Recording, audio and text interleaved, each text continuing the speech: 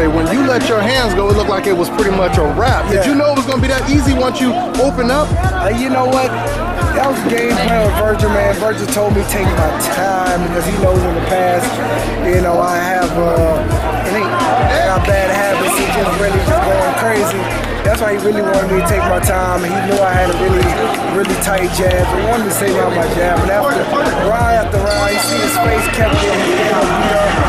Now after the 56th round, you know, Virgil told me, go ahead and start dropping some heavy stuff on him. So start just, you know, moving in with my hard shots. And that's what I did, man. So I opened up on him. You know, I started seeing the world from now. He tried to fight. How did you rate your performance, champ? I had to talk to my dad about it. Thinking right now, I don't know, B minus maybe. And like I said, man, I did what the corner was asking me to do. I just didn't do it the way, you know, as good as I should have done it. And I know that. I do know that.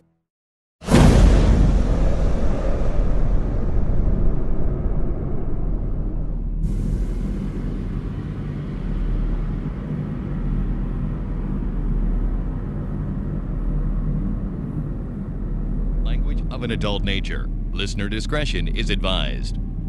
Views and opinions expressed on the following program are those of the hosts and guests, and not necessarily those of the staff or management of alltalkradio.net.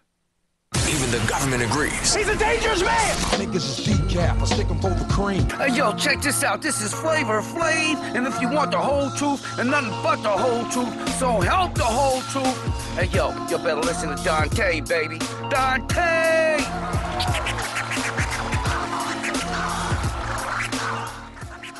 What's going on, y'all? And welcome to another edition of the Dante's Boxing Nation Show. I am your host, Dante. Let me first go ahead and give shouts out to nationboxing.com, boxingtalk.com. Go ahead and check those websites. Get all your news and all that good stuff. Now, let me go ahead and introduce my guests on the show today. We got everybody on the phone today. First in the building, or on the phone, I should say, is my man Ego, BoxingEgo, one of the best boxing channels out there. What's up, Ego? What's up? Mic check, 1, 2. There it goes, in the building.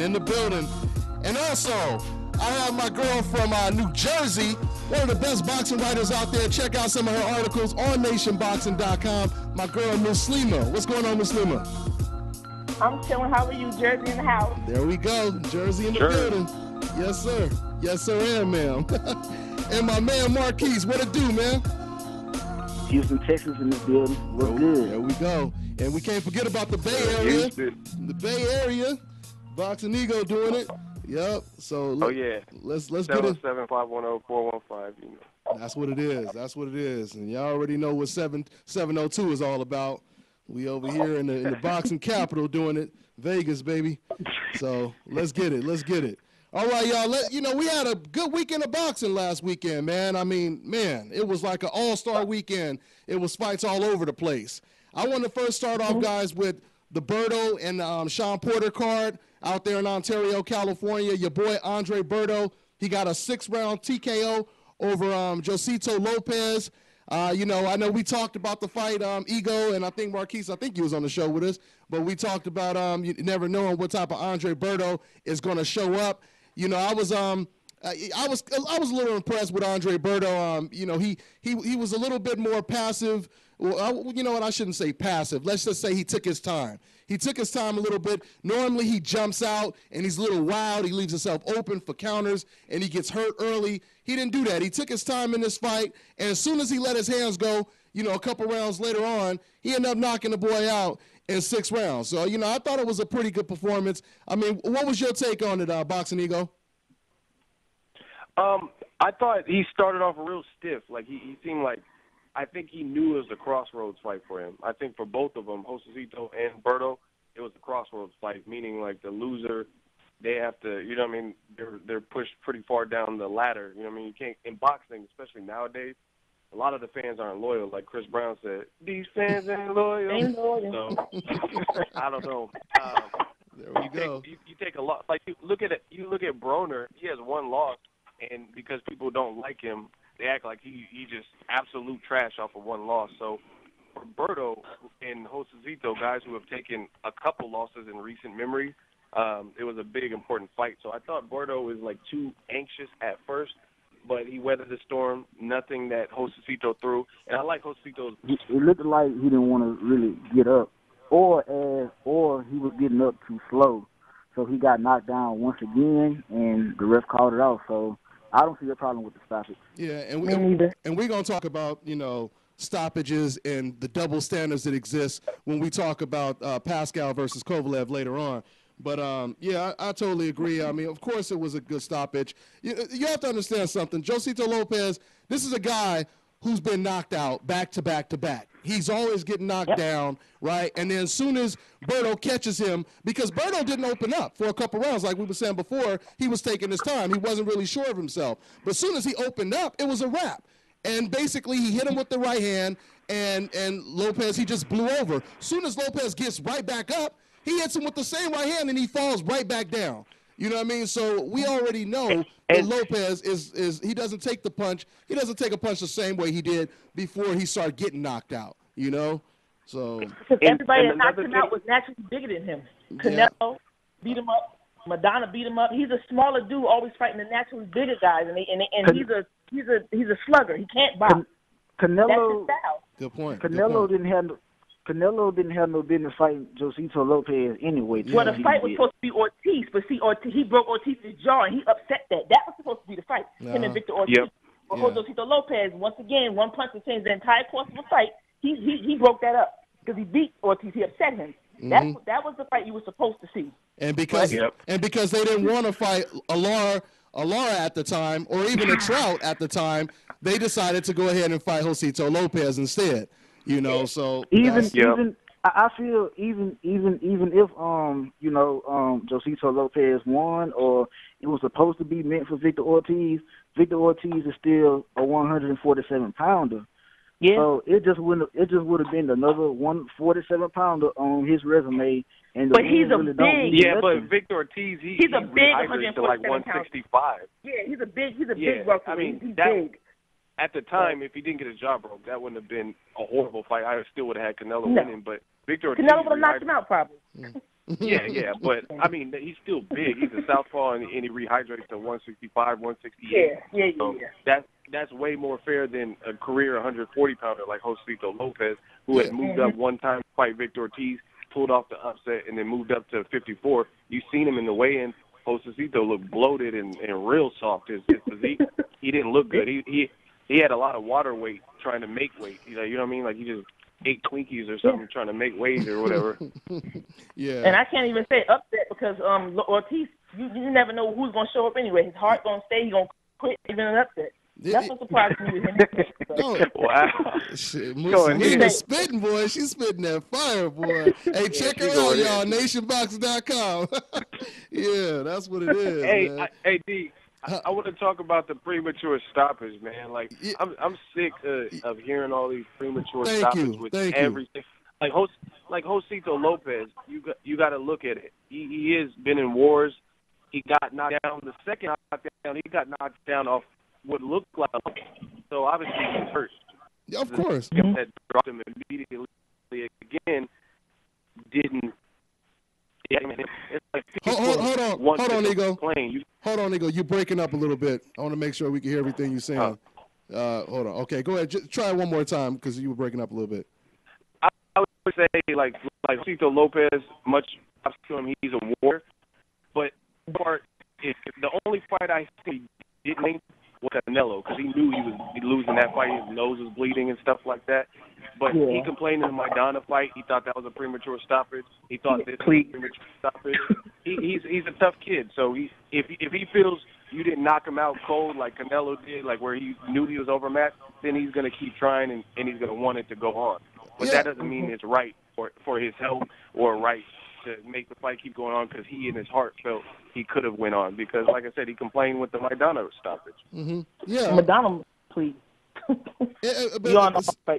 See, I mean, the whole thing is if you don't want the referee to stop the damn fight, stop getting knocked down over and over as far as I'm concerned. Number one, you already know you have a reputation of getting hurt, of getting stopped. So you got to make sure that you protecting yourself more than the average fighter because you have a reputation of getting knocked down. But I mean, I don't, it don't really surprise me when I hear a fighter say, I didn't want them to stop it. I mean, I've seen so many times.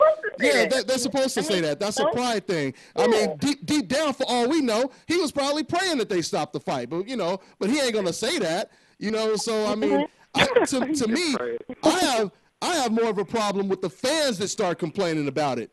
Because like I said, fighters are going to make excuses. They're going to say, they're not going to say, oh, yeah, I think he should have stopped it because I was about to, really get hurt. They're not going to say that, at least not too many of them. But it's the fans that contradict themselves. And, you know what, since we're talking about stoppages, we'll get to Sean Porter and late sub Eric Bone in a minute. But let's jump right into Pascal versus Kovalev real quick, since we're talking about stoppages.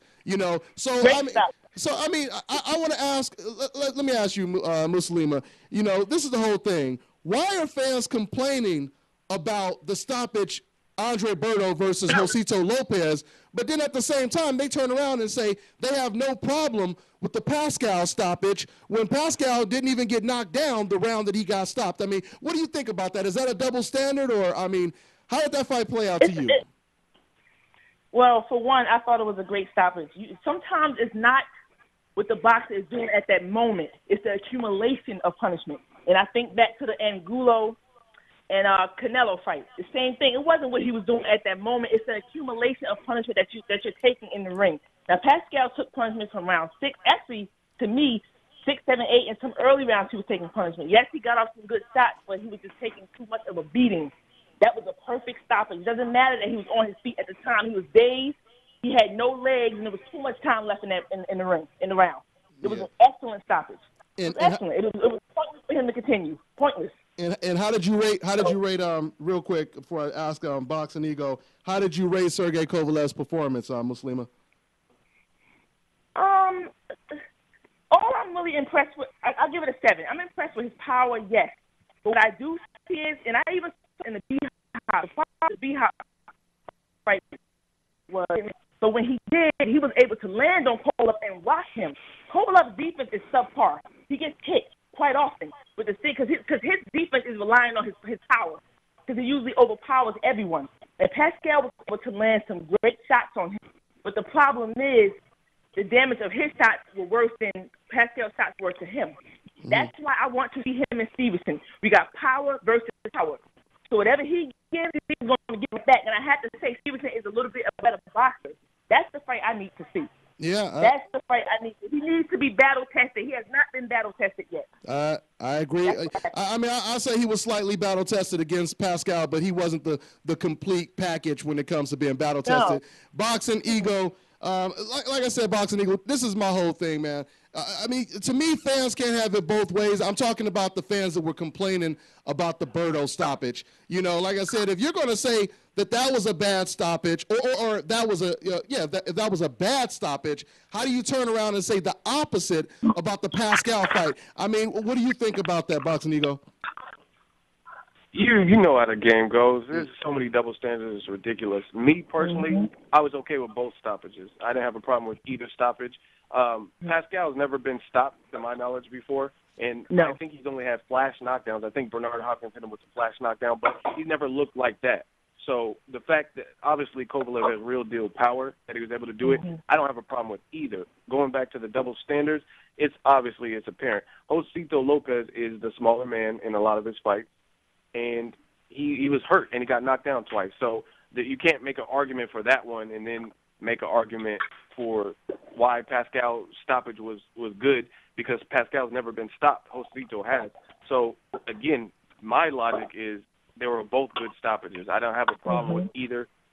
Neither of the stoppages were like egregious. I thought Carl Froch, George Groves won. That stoppage didn't make sense to me. You know what I mean? Me neither. Bermain Stavern versus Demetrius King. That was a dumbass stoppage. But I didn't have a problem with either of these. You know the double standards are coming because fans, they're mad. A lot of times if they're mad, their pick didn't win. Yeah. Straight up. Yeah, no doubt about it. I'm a Kovalev fan, so I don't care if Pascal got stopped. Or I wanted Josito Lopez, or I made a prediction video and said he was going to win. So now he lost. It's premature. Like, come on, man. Yeah. He took the beating. He got hurt, and it is what it is. Like you said, no fighter is going to willingly admit, like, oh, yeah, I was getting pieced up. That was a good-ass stoppage. Who's going to say that? You know what I'm saying? That doesn't make sense. So, of course, they're going to dispute it to save face and stuff like that. So the double standards, if you're a real boxing fan, be a boxing fan and care about these fighters' safety. Yeah. And I think both guys genuinely hurt. And, like Pascal, the camera didn't really capture it, but his legs looked real stiff as he was going to the neutral corner. And, whatever reason, he probably would have got knocked out. He was flying into the ropes, and then Kovalev slipped or got tripped up or whatever. And his legs, he was in bad shape. Pascal was certainly in bad shape. And it's just like people want to wait and say, oh, I just want to see it. Like, you want to see him get destroyed and pass away like Braden Smith just recently did. You know what I mean? Like, I don't have to see it. I know he was getting bashed up. It's like Dante. It's like you saying you're drunk right now, and you're like, man, I'm wasted. And I'm like, take these shots. I want to see. You know what I'm saying? Mm-hmm. Take these other shots. Yeah. Keep taking shots on top of shots, and I want to see if you can drive home. Like, it's not this ain't a game. This is real life. You know what I mean? This is. And then people want to see the rematch. They got family. Yeah, people do want to see the. I don't want to see the rematch. It's going to be the same result. What I don't like about Pascal right now, he envies Roy Jones, and he's trying to emulate his style. You have to see. You go back to Roy Jones. Roy Jones had abnormal speed and reflexes. And combinations. Pascal doesn't have that. He doesn't have that. So he's coming in with his hands at his side, sticking his face out there, getting hit. It's just not a good style for him. It's not going to work. It's not going to work. Well, I told people that too. He did it with the Lucian Bute fight. Yeah, same thing. Doesn't look the same after Carl Froch, so it was passable. He got away with it, but Kovalev isn't going to play like that. Everybody can't do Roy Jones style. They can't. Yeah, most people can. Yeah, and I completely agree with you guys on that. Like I said, I do have to disagree with you guys slightly on the stoppage. I do believe that just because Pascal looked so bad in the third round when he got knocked down, for him to come back and rally as good as he did in the fifth and the sixth round, and he had Sergey Kovalev looking unsure of himself, that's why I said I wanted to kind of see if, Pascal was going to be able to, come back with some, counter right hand in the middle of all that. Because if you remember, right before the stoppage, Sergey Kovalev was all over Pascal, and Pascal was really hurt. But at the same time, Pascal came back with a 2-3 punch combination that he didn't land, and that's when Sergey Kovalev, he slipped and fell on the ground. So he was out on his feet almost, you could say that, but he was still throwing punches back. And like I said, he may have caught Sergey with another counter right hand because he was catching Sergey with a lot of counter right hands when he was on the ropes. But I agree with what you said, Muslima, when you was basically saying that he wants to be a Roy Jones, but yet at the same time he ain't putting in the same type of work that Roy Jones put in. The problem with Pascal is he tries to counter with 1 or 2 big-ass power punches. You kept hearing Bernard Hopkins say it. You kept hearing John David Jackson say it. He's just looking for one punch. He's just looking for one punch. If he would have been setting up combinations, we would have been looking at another fight now, because that's the way it looked. We would have seen a total different fight if he was throwing more than one punch. Even if he did put in the work, he doesn't have the natural reflexes and speed that Roy Jones had. That's the issue. He might work just as hard, but you have to understand Roy Jones was freakish with his reflexes and his speed. He overwhelmed everybody. So, you know what I'm saying? Pascal doesn't have that naturally, so that style's not going to work for him. Coming in with his hands dropped. From the first round, when Kovalev threw that jab to the stomach and pushed him back, I said, he's not going to win this fight like this, backing up with his hands at his side. You're not going to win no fight like that. You don't have the reflexes that your mentor has. You can't fight like him. It's not going to work with anybody you fight. Yeah. It's not going to work. It worked with Brute, but even in that fight, you were getting hit. It's just not going to work. Just my case for I was just going to say, just my reasoning for it not being a premature stoppage with Pascal is HBO, their boxing YouTube, they posted the highlight, and I counted. There were several unanswered punches, and then he flew into the ropes. Then they had that little situation where Sergey fell on the ground. I counted, I think, like 8 to 11 unanswered punches. He's flying into the ropes. Sergey falls onto the ground, and then as soon as he gets back up, he's pointing, and then Pascal is in a completely defensive position, and he took 2 thudding, like, right hooks or whatever, and he's doing nothing, and he's just eating those punches. Ref stopped it. So, I mean, I can't make a case for why it shouldn't, like, it wasn't a terrible stoppage.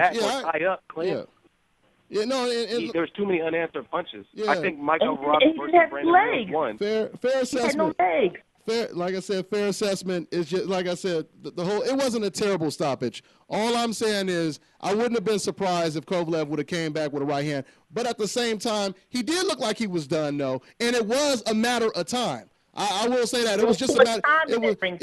Even if he didn't get knocked out in that round, he was making way too many mistakes, and Kovalev was closing in.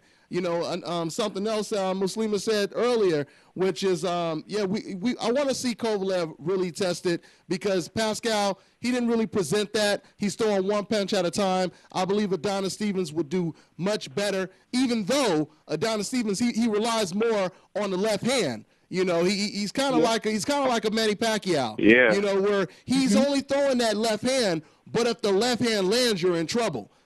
So I don't even know if Adonis could actually beat Kovalev, but I think the fight would be more competitive because the left hand. Go ahead. Or somebody like a Arthur Beterbiev from Russia or Beterbiev from Russia.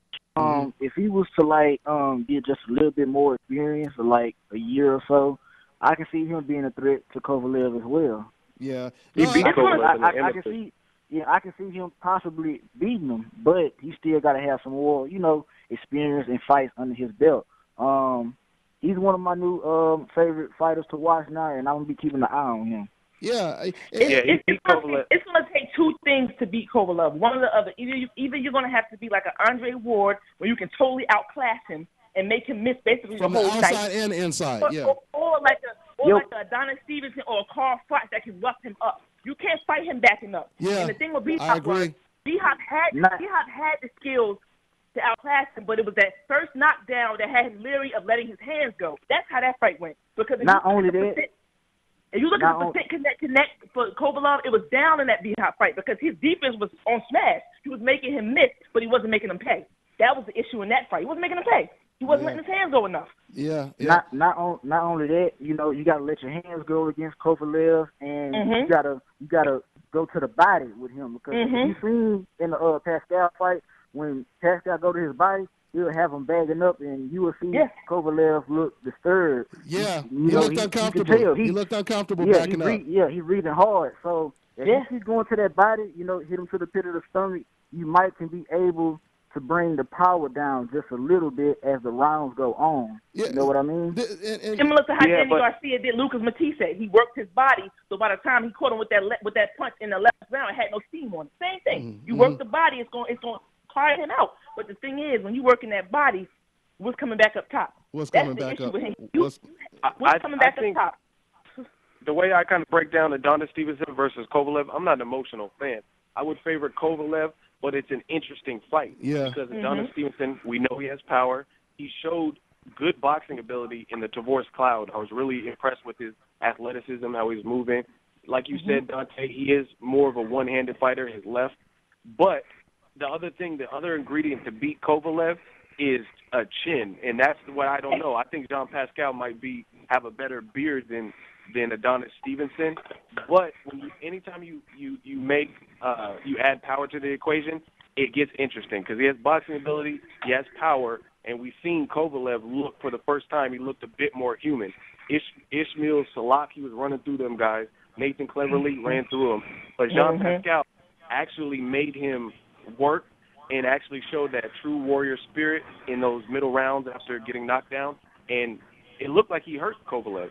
So you never know with Adonis Stevenson. I would lean towards Kovalev winning, but just the power and the chin game plan, those are going to be, like, to me, what determines that fight. For me, that's a pick'em fight. I'm going to say Kovalev late, and I'm going to say Kovalev early and Stevenson late because even in the B-Hop fight, Kovalev still had issues with the stamina. He was even gassed in the Pascal fight. He was gassed. So I'm going to say Kovalev early, Stevenson late. That's a pick'em fight for me. I'm not picking anybody, because he's finally going to have somebody in the ring with him that can match him in power, that can hurt him too. Yeah. So it's a pick 'em fight for me. I won't pick anybody to win, but I will say Kovalev early, Stevenson late. That's how I call that fight. And this is how I look at things. A lot of fans, if we're criticizing one of their favorite fighters, of course they don't like to hear us criticize, and they get upset and they start crying and so on and so forth. But the whole thing is, you got to look at it like this. You got to ask yourself, is Kovalev, when you look at him, do you see a type of fighter who looks pretty much unbeatable when it comes to all the opponents around? Like, do you see him No. as a Guillermo Rigo, an Andre Ward, a Floyd Mayweather? No. And yeah, the answer is no. We don't see that. He does look beatable, and I believe I believe he was exposed in the Pascal fight. He did look impressive, but he was exposed because once Kovalev started throwing bombs back, this is the Crusher. This is the Terminator. What is the Terminator doing backing up? What is the Terminator doing, looking like he's unsure when it comes to throwing certain punches? And and Pascal didn't capitalize. He didn't take advantage of Kovalev looking unsure, because what Pascal needed to do, or anyone else who fights Kovalev in the future, what they need to do is they need to cut the distance. They need to cut the distance, fight on the inside, just like Muslima said, rough him up, because he does not feel comfortable fighting, on his back foot. He doesn't like to be backed up. So when you give him pressure, that's why Andre Ward, he would have all kind of problems against Andre Ward, because Andre Ward can not only box, but he could get on the inside and he could back you up and he could rough you up. So Pascal was following Kovalev in a couple rounds. I think 5 or 4 and 5 or 5 and 6. He was looking really good, but the problem is he was following and he was throwing one punch at a time. He didn't know how to adjust. He was, like you said, he was doing the Roy Jones stuff, but at the same time, he's trying to outbox a guy who has a reach advantage, who's controlling him with the jab, and you're allowing this guy to out-jab you and outbox you. You got to close the distance, and he didn't do that. So anybody who does that, Kovalev is going to have problems with. And that would be the thing with Andre Ward. Andre Ward not only can box and fight, he's perfect at controlling the distance. He can get his off and be out the way before you get yours off. That was the problem with Carl Fox. He can never. Either he was too close or he was too far. Yeah, I'm telling you, that's the type of that have to beat him. Andre Ward or somebody that can rough him up. That's it. Because nobody else in the light heavyweight division, I feel, can beat him. You have to make him respect you. You have to. You have to make him respect you. If not, he's gonna walk right through you. Just like Triple G.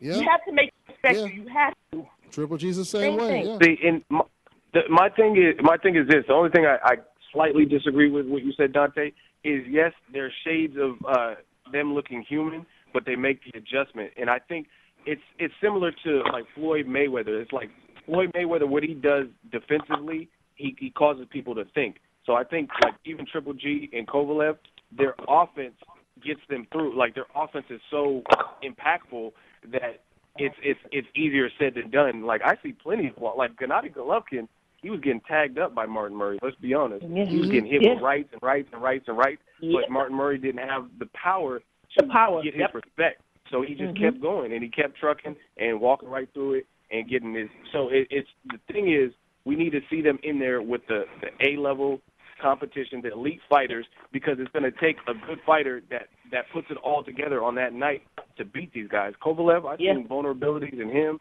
and Triple G in their last fight, a lot of them. Yeah. But before the last fight, I said it when he fought Stevenson. He can be hit when Triple G fought Stevenson. Their defense is not the best because they rely a lot on their power to overwhelm their opponent. That's their defense, their power, overwhelming you, backing you up. If you would, we have to see them two back up. I have to see Kovalev and Triple G back up. Show me how they respond. We see like Triple G. He can't fight backing up. Triple G versus Martin Murray. Triple G versus Martin Murray. Triple G was getting tagged up. You know what I'm saying? So it'd be interesting to see him with an elite person who's not going to fold under the power, under pressure, to see how he responds to a bigger puncher, like I don't know, David Lemieux or Cotto or whoever. And same thing with Kovalev. He shows shades of being human, but his offense is so superior where you have to be a good fighter and have a beard and have other things in your arsenal to get past. Well, that's the key. That's the key right there. That's the key right there. You have to be a good fighter.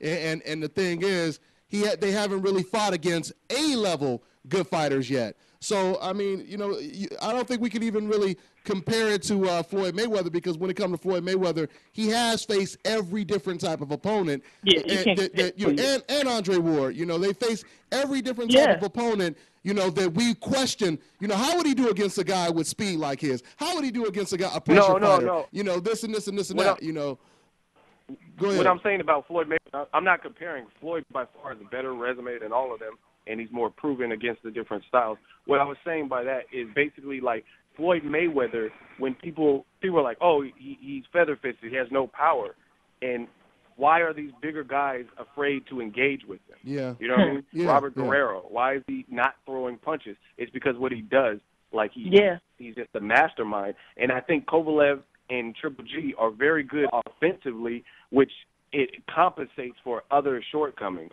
because you see Triple G and you're like, oh, I see all these gaps and holes, but they're so good at, like, Triple G cutting off the ring and Kovalev imposing his will and stuff like that, and they have the power. So it's going to take the right ingredients all put together to defeat that, unless they have an off night or don't take training. I hate to say it, but they remind me of the basic European fighter. Please forgive me for saying it, but it's true. I don't really care for their style. It's more like robot-like. I don't care for it. I mean, they're good with their style, but it's not my particular taste of style. Yeah. And to me, all the European fighters that I can remember fight the same way. Yeah, I mean, that come forward, rock 'em, sock 'em, same style. It's really no finesse. That's just what I see. But at the same time, I will say, if I'm comparing Triple G, if I'm comparing Triple G to Sergey Kovalev, one thing I say Triple G does better than Kovalev is he puts more pressure. To me, he looks a little bit more. He looks more confident of himself. Kovalev, to me, he did not look confident when a guy was throwing back at him with the same type of power that he had. He really looked unsure. To me, he completely took off rounds 5 and 6 because he was unsure of himself. So because he had to think. He had to think. You don't see Kovalev thinking. Think about everybody he's fought. It stood right there in front of him and allowed him to give them a beating. He had to think. Even in the B-Hop fight, yes, B-Hop lost, but Kovalev still had to think. He had to, mind you, he was knocking everybody out. You get in there with a man who's almost 50 and you go 12 rounds. He had to think a lot in that fight because B-Hop was making him miss. He's not a thinker. I'm going to come forward, I'm going to overwhelm you with my power. That's his style. You know That's what? His style. I'll have to disagree, when it comes to the Eastern and European fighters. I don't think all of them fight the same. No, yeah, not all of them. Not all of them. Not all of them. If you know Vasyl Lomachenko and Alexander Usyk from Ukraine, they not no robot type of fighters. They not stiff. They pretty elusive. No, I'm not really impressed with either, but now I will agree though. Arthur Beterbiev, he is kind of like a robot in the ring, but that's still my boy though. Yeah, I mean, you like who you like. Yeah, no doubt about it. It's not all of them. Like you said, it's a lot of it's a lot of them though. It's a lot of them. Yeah, it's a lot of them that fight like Kovalev. And I'm not saying they can't fight. I'm not saying they can't fight. I'm just saying that that's the style they have. A lot of them are great with the style. It's just not the style that I particularly care for. But look, Kovalev's been doing what he had to do. He's undefeated. Knocking people out, the style's been working, but I just feel like once he gets in there with somebody that can totally outclass him, he's going to look a little less than desirable. Yeah, I feel the same way about Ruben Provodnikov. If he used to get in there with a Terrence Crawford, I think he, outbox him because Provodnikov's style is basically what you just said, rock 'em, sock 'em. So, well, you know what? I like the Russian because he doesn't make any qualms. He doesn't go in there and try to box. He goes in there and does what he knows how to do, and that's bang. Mm-hmm. So I don't have any problems with that. I don't have any problems with a person sticking to the style they know. He doesn't go in there and try to outbox you. He goes in there and try to pull you into a brawl. That's his style. That's what he does. Yeah, and the whole thing is, and the whole thing is, obviously these fighters are good. I believe right now, Sergey Kovalev, he's the #1 light heavyweight. I believe Golovkin is the #1 middleweight right now. But if these fighters are trying to be pound for pound, #1, #2, #3, you're going to have to step your game up, and you're going to have to fight against the other guys that are pound for pound, #1, #2, #3, or you're going to have to fight the other undefeated guy who's coming up in the rankings, who's on the exact same level as you, not on the decline. Okay, so we got 3 minutes left. I wanted to let me see. You know what? Let's jump into it real quick. Let's talk about Mayweather Pacquiao real quick. Muslima, I want to ask you real quick. Once again, like I said, we got 3 minutes. Why are so many fans still saying Floyd Mayweather is afraid and he was forced to fight against Manny Pacquiao? I mean, is Manny Pacquiao just this much of a monster and a beast to where Floyd Mayweather still has to be afraid of him even if he still signed the contract? What you think about that, Muslima? No, I just finally stopped paying attention to that. The thing is, the bottom line is they don't like Floyd because he basically fights how he chooses to fight. He's a defense first. They don't want to see that. They know the man is not. They know he's not afraid. But the bottom line is they want him to lose so bad that it puts me in the mind frame of Muhammad Ali. Everybody Exactly like to lose. Muhammad Ali. So what did they do? They stripped him of his title and kept him out the ring. You see what I'm saying? They want Floyd to lose so bad that this is their psychological game right here. Because they know in the back of their mind that when May 2nd comes, he's going to go in there, he's going to put on a clinic, a pure clinic. Absolutely. But they don't want to accept that. So in their mind, they're hoping that Pacquiao can catch him with a good shot and put him to sleep. They want him to lose. They want him to lose. And to me, it's a consolation prize. I mean, you know, the fight is signed. You still feel that Manny Pacquiao's going to lose. So what you say is, oh, but he's still afraid. That's like a consolation prize for them. It's therapy for them. It's therapy for the casual fan. Yeah. And real quick, 2 minutes, I need to throw this in there. Sean Porter, real quick. BoxingEgo, how did that fight play out? Sean Porter, he fought against Lace-Up Eric Bone. I thought it was going to be a terrible fight. I was so pissed off that Roberto Garcia pulled out at the last minute, but then Eric Bone turned out to actually be better than I thought. What did you think, BoxingEgo? Me personally, I wasn't all too impressed. Yes, Sean Porter got the victory. He did what he had to do, so props, congratulations on the win. But, I mean, this is a guy with 1 day to prepare, a career 140-pounder who moved up for the opportunity. You know what I mean? He could have had jet lag. He came from New York and had no time, absolutely no time to prepare. And there were shades of Sean Porter getting touched and hit. And I just see, like, Sean Porter, there's some things he has to work on. Eric Bone, he looked like he got injured in one of the rounds, too. And then that's when the Sean Porter seized the opportunity and capitalized. So I wasn't too impressed. I think Sean Porter will have trouble with Keith Thurman, a guy with boxing ability that he showed you, and also power. But he just seemed kind of rugged and sloppy. I just want to see improvement and growth. I don't really see anything from that performance that stipulates that he would beat Kell Brook in a rematch, to me. Absolutely. I agree. Guys, we are out of time. We're going to have a lot more time next week to talk about a lot of this stuff, y'all. So, once again, man, for all my special guests, my special correspondents, my girl Muslima, NationBoxing.com, New Jersey in the house repping, my boy Marquis, Texas in the building, and Bay Area's own BoxingEgo. Check out his YouTube channel, one of the best boxing channels out there. And you know your boy Dante's Boxing Nation doing what it do. We're going to see you guys next week, Tuesday, 4:05 Pacific Standard Time. I'm on to the next one, y'all.